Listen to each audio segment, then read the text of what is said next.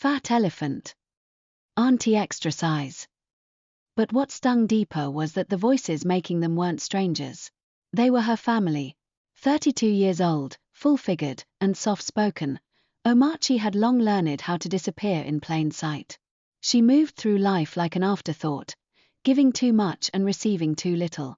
Her days were routine: cook, clean, nod politely at insults, and wait for her husband to come home, if he even did. Today was no different. She stood at the kitchen sink, her hands elbow-deep in soapy water, as laughter echoed from the living room. "Did you see her last Sunday?" Chiamaka giggled, one of Ifeani's younger sisters who treated Omachi House like her second home. "She wore that tight yellow blouse again. I swear, I thought the seams would pop." Ifeani chuckled. Portable freezer mode activated. Another roar of laughter.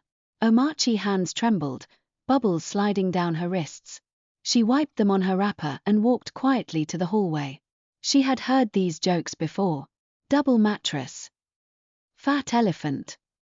Auntie extra size. But what stung deeper was that the voices making them weren't strangers. They were her family, her husband, her in-laws, even friends she once helped feed and clothe. Her neighbors were no better. The women she lent money to now sneered when she walked by, muttering about how she must sit around eating all day. The younger ones on the street openly mocked her behind filters, using her as the punchline to their skits.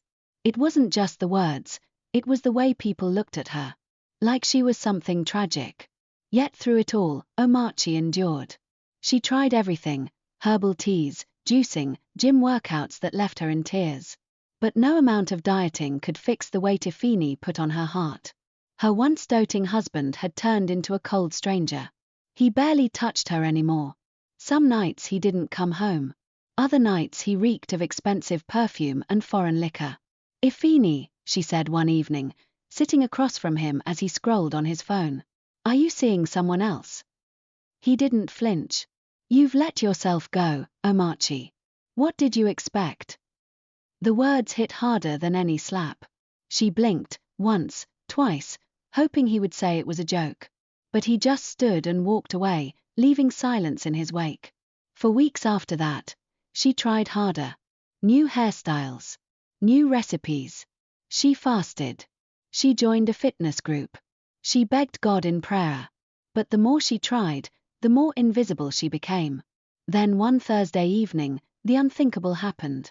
She had just finished setting the table, egusi soup with pounded yam, Emeka's favorite. He walked in, followed by a tall,